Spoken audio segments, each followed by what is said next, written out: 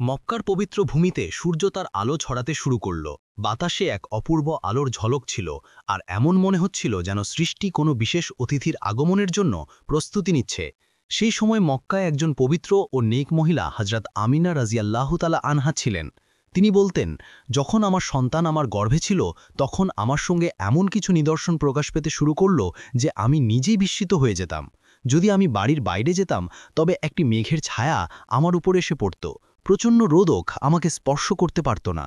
যদি আমি জমজমের কূপ থেকে পানি আনতে যেতাম তবে পথের গাছের ডালগুলো আমার সামনে ঝুঁকে পড়ত, যেন আমাকে সালাম করছে। হযরত আমিনা রাজিয়াল্লাহু তাআলা আনহা বলতেন, যখন আমি কূপের কাছে পৌঁছতাম তখন নিচের পানি নিজে থেকে উপরে উঠে আসত, এমনকি তা কূপের মুখ পর্যন্ত চলে আসত, আর আমি কোনো কষ্ট ছাড়াই আমার হাতে বালতি ভরে নিতে পারতাম। মক্কার মহিলারা আমাকে কূপের কাছে থামিয়ে বলতো, হে আমিনা, আরেকটু এখানে দাঁড়াও, তুমি চলে গেলে পানি আবার নিচে নেমে যাবে, আর আমাদের পানি ভরতে কষ্ট হবে। এসব দেখে হযরত আমিনা রাজিয়াল্লাহু তাআলা আনহা নিজেই বিস্মিত হয়ে যেতেন যে এসব কেন শুধু তার সঙ্গেই ঘটছে। তিনি আরও বলতেন, আমি প্রায়ই মহিলাদের কাছে শুনতাম যে গর্ভাবস্থার মাসগুলো খুব কষ্টকর হয়, কখনো জ্বর, কখনো বমি, কখনো মাথা ঘোরা, কখনো শরীরে ব্যথা। কিন্তু এই ৯ মাসে আল্লাহ তাআলা আমাকে এমন রহমত দান করেছিলেন যে আমার কোনো কষ্ট হয়নি।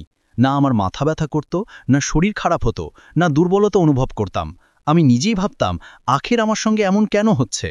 এই সময় হযরত আমিনা রাজিয়াল্লাহু তাআলা আনহার কাছে বেশ কিছু অদ্ভুত স্বপ্নও এসেছিল। একটি স্বপ্নে তিনি দেখলেন যে তার শরীর থেকে একটি নূর বেরোলো, যা পূর্ব পশ্চিম উত্তর দক্ষিণ পুরো বিশ্বকে আলোকিত করছে। এই স্বপ্ন তার মনে এই বিশ্বাসটি জাগিয়েছিল যে তার জন্ম নেওয়া সন্তান কোনো সাধারণ মানুষ নয়, বরং আল্লাহ তাআলার একজন বিশেষ বান্দা, হযরত মুহাম্মদ সাল্লাল্লাহু আলাইহি ওয়াসাল্লাম। অন্যদিকে হযরত মুহাম্মদ সাল্লাল্লাহু আলাইহি ওয়াসাল্লামের দাদা হযরত আব্দুল মুত্তালিব দিনরাত কাবার গিলাফ ধরে কাঁদতে কাঁদতে আল্লাহর কাছে দোয়া করতেন, ইয়া আল্লাহ, আমার ছেলে আব্দুল্লাহ এই দুনিয়ায় আর নেই, কিন্তু তার ঘরে একটি সন্তান আসতে চলেছে। হে দয়াময় প্রভু, এই সন্তানের হেফাজত করো, তাকে তোমার রহমতে স্থান দাও এবং আমার ছেলের বংশকে অব্যাহত রাখো। হযরত মুহাম্মদ সাল্লাল্লাহু আলাইহি ওয়াসাল্লামের চাচারাও প্রতিদিন বড় অধীর আগ্রহে অপেক্ষা করতেন কবে সেই মুহূর্ত আসবে যখন হযরত আব্দুল্লাহর ছেলে এই দুনিয়ায় পা রাখবে। এই সময় ইহুদিদের মধ্যেও একটি হট্টগোল শুরু হয়েছিল। তাদের পবিত্র কিতাব তাওরাতে লেখা ছিল যে যখন শেষ নবীর আগমনের সময় ঘনিয়ে আসবে তখন তার জন্মের 10 দিন আগে আকাশে একটি বিশেষ লাল রঙের তারা জ্বলজ্বল করবে। ফলে যখন হযরত মুহাম্মদ সাল্লাল্লাহু আলাইহি ওয়াসাল্লামের জন্মের আর মাত্র 10 দিন বাকি ছিল তখন সেই তারা আকাশে প্রকাশিত হলো। সেই তারা দেখে ইহুদিদের মধ্যে হইচই পড়ে গেল। তাদের বড় বড় আলেমরা তৎক্ষণাৎ লোকজন জড়ো করে বললেন যে এটি সেই নিদর্শন যার প্রতিশ্রুতি আমাদের কিতাবে দেওয়া হয়েছিল। সেই শেষ নবী এই দুনিয়ায় আসতে চলেছেন।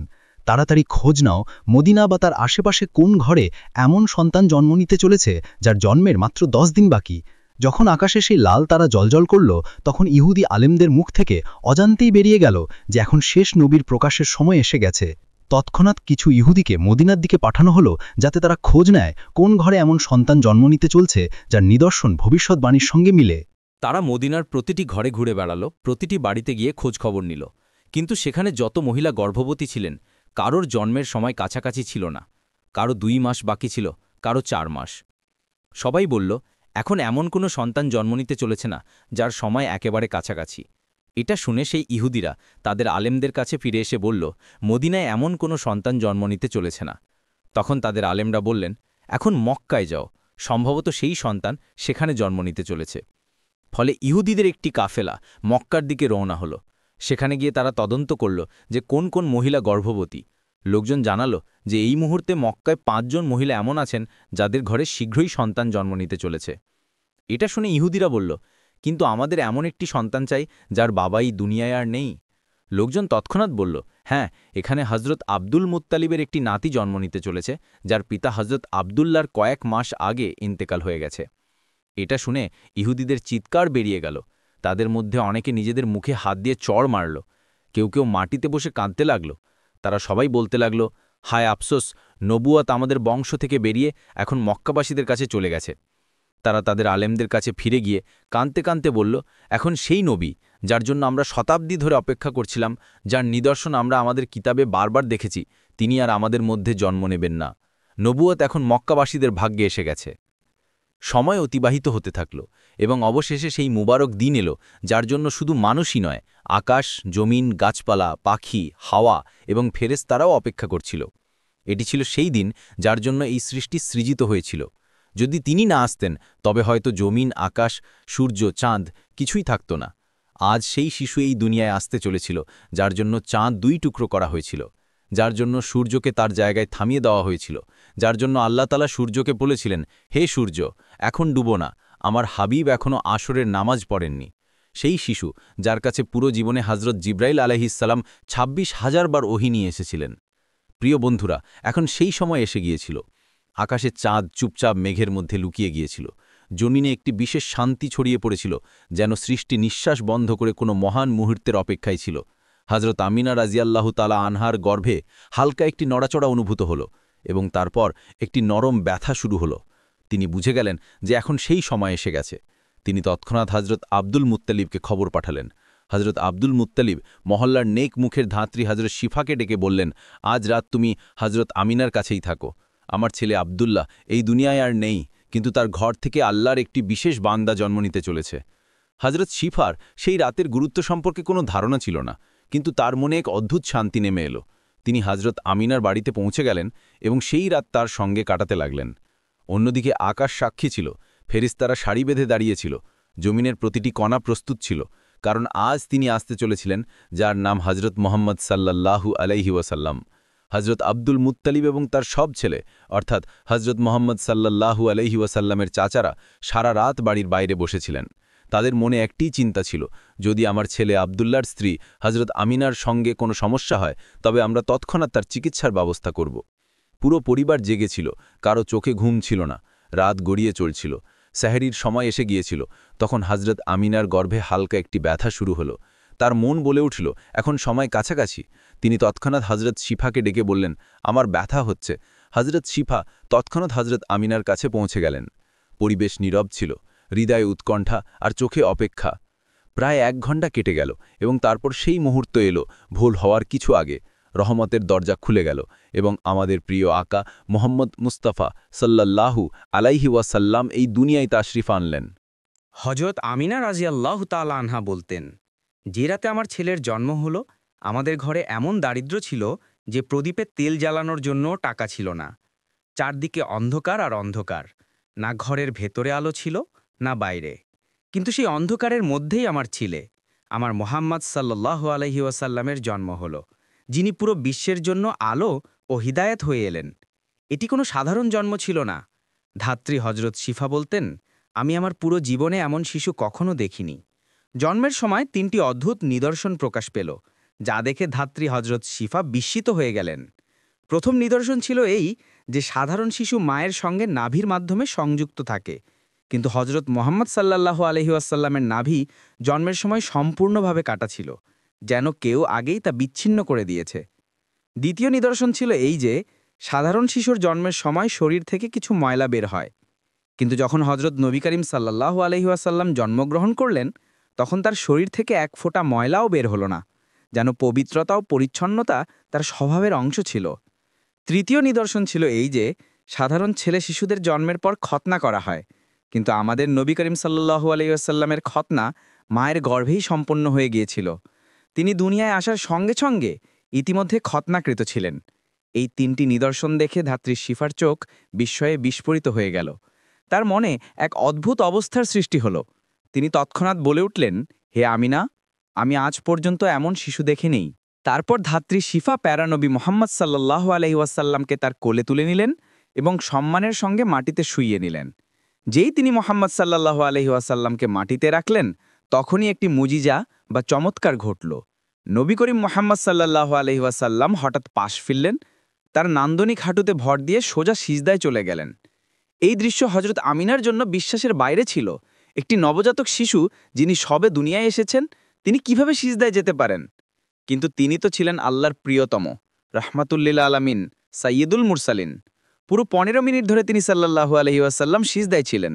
তারপর মাথা তুললেন, আকাশের দিকে তাকালেন এবং তার আঙ্গুল দিয়ে আকাশের দিকে ইশারা করলেন, যেন সমগ্র সৃষ্টিকে ঘোষণা করছিলেন, হে মানুষ, মনে রাখো, এই দুনিয়া সৃষ্টি করেছেন একমাত্র সত্তা, তিনি আল্লাহ। সেই মুহূর্তে জমিনও সিজদা করল, আকাশও নত হল এবং দুনিয়ার প্রথমবারের মতো আল্লাহর শেষ নবীর মুখ দেখল, যিনি নিজেই নূর ছিলেন এবং নূর বিতরণ করতে এসেছিলেন। হজরত আমিনা রাজিয়াল্লাহু তাআলা আনহা বলতেন, যখন আমি আমার ছেলেকে কোলে নিলাম তখন আমার চোখে এমন একটি দৃশ্য দেখলাম যা হয়তো কোনো মা কখনো দেখেনি। হঠাৎ আমি অনুভব করলাম যে আকাশের তারাগুলো জমিনের দিকে ঝুঁকে আসছে, যেন তারা আমার ছেলের দিদার করতে এসেছে। তিনি এখন এই কথা ভাবছিলেন, তখনই একটি নুরানি মেঘের ছায়া তাদের ঘরে প্রবেশ করল। সেই মেঘ এমনভাবে জ্বলজ্বল করছিল যে তার আলোয় পুরো ঘর উদ্ভাসিত হয়ে গেল।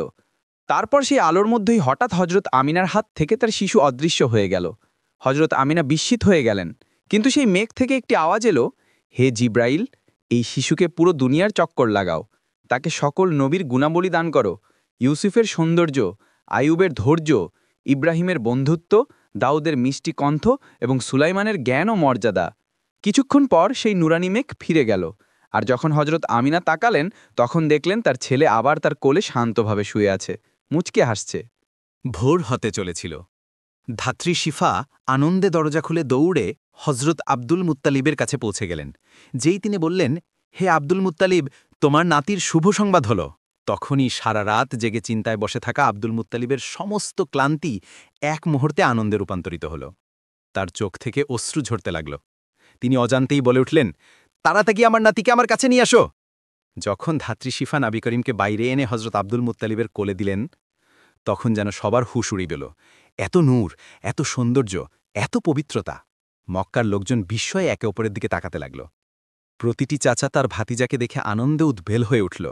এমনকি যখন হজরত আবু লাহাবের দাসী তার মনিবের কাছে গিয়ে খুশির সংবাদ দিল, হে আবু লাহাব, তোমার ভাতিজার জন্মের শুভেচ্ছা।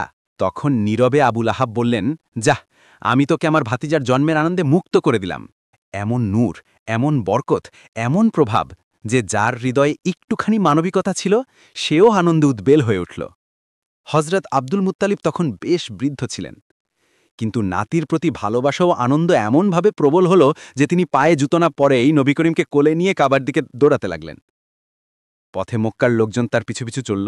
তারা নাড়া দিচ্ছিল, দোয়া করছিল, সবার হৃদয়ে আনন্দে ভরে গিয়েছিল। কাবার কাছে পৌঁছে হজরত আব্দুল মুত্তালিব আকাশের দিকে হাত তুলে আল্লাহর দরবারে আরজ করলেন, হে আল্লাহ, আমার নাতিকে সুস্থ রাখো, তাকে দীর্ঘ জীবন দাও এবং তাকে মহান মানুষ বানাও। হয়তো সেই মুহূর্তে হজরত আব্দুল মুত্তালিবের ধারণা ছিল না যে তার হাতে যে শিশু রয়েছে সে শুধু তার নাতি নয়, বরং সমগ্র সৃষ্টির সর্দার।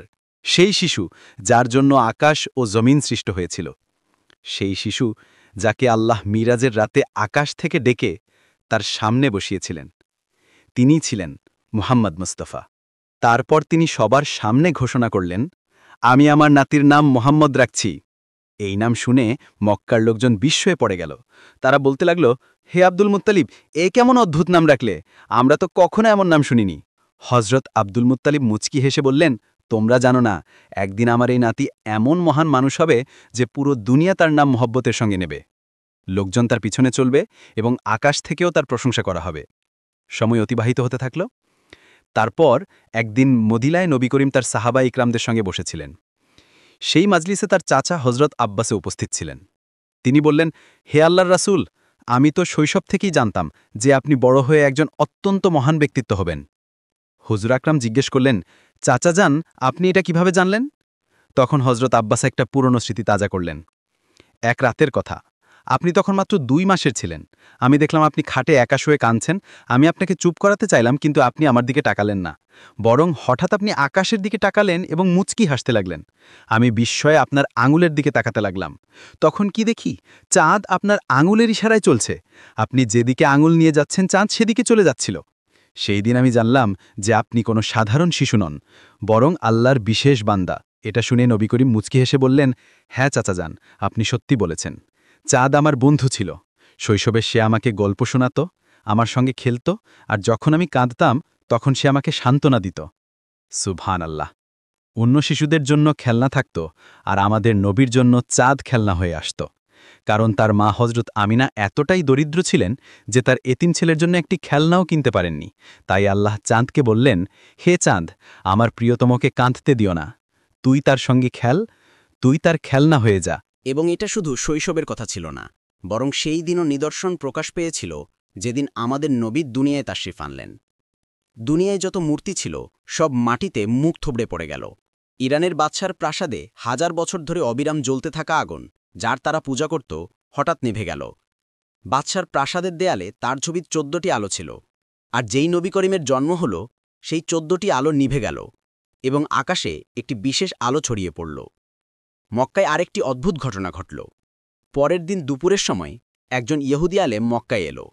সে আসলে কিছু জিনিস কিনতে এসেছিল, কিন্তু যেই সে আকাশের দিকে তাকালো, তার চোখ বিস্ময়ে বিস্ফারিত হয়ে গেল। সে আকাশের সেই সব নিদর্শন দেখে ফেলল যা তার কিতাবে লেখা ছিল যে যখন শেষ নবী দুনিয়ায় আসবেন তখন এই নিদর্শনগুলো প্রকাশ পাবে। সে তৎক্ষণাৎ মক্কার লোকজনের কাছে গিয়ে জিজ্ঞেস করল, আজ মক্কায় কারো ঘরে কি কোনো শিশু জন্মেছে? লোকজন জবাব দিল, হ্যাঁ, অমুক অমুক মহিলার ঘরে ছেলে জন্মেছে। ইহুদি বলল, না, আমি সেই শিশুর কথা বলছি যার বাবা এই দুনিয়ায় আর নেই। তখন কেউ বলল, হ্যাঁ, আব্দুল মুত্তালিবের ঘরে একটি নাতি জন্মেছে যার পিতার ইন্তেকাল হয়ে গেছে। ইহুদি তৎক্ষণাৎ বলল, আমাকে সেই শিশুর কাছে নিয়ে চলো। যখন সে হজরত আমিনার বাড়িতে পৌঁছে নান্দনিক মোহাম্মদকে দেখল, তখন যেন তার হৃদয়ের দুনিয়া বদলে গেল। সে নবী করিমকে কোলে তুলল, মোহাব্বতের সঙ্গে তাকালো এবং হঠাৎ তার পিঠের দিকে ঝুঁকল।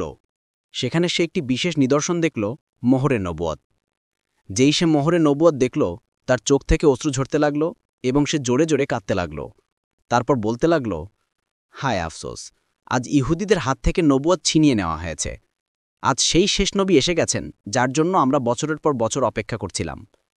কিন্তু এখন নবুয়ত আমাদের কাউমের জন্য নয়, এখন আমাদের ধ্বংস কাছাকাছি। এটি ছিল একটি অদ্ভুত দৃশ্য। একজন মায়ের অশ্রু ছিল আনন্দের, আর একজন ইহুদির অশ্রু ছিল আফসোসের। এটি ছিল সেই দিন যেদিন ইতিহাসের ধারা বদলে গেল। সেই দিন আমিনার লাল জন্মগ্রহণ করলেন, যার আগমনে অন্ধকার দূর হয়ে গেল এবং যার বংশ থেকে আগত নাতি হুসাইনও অতুলনীয় হবেন। প্রিয় বন্ধুরা, যদি আপনাদের আমার এই ভিডিও পছন্দ হয়ে থাকে তাহলে আমার ভিডিওটি লাইক করুন এবং আমার চ্যানেলটি সাবস্ক্রাইব করুন। পরবর্তী ভিডিওতে আবার দেখা হবে। ফি আমানিল্লাহ।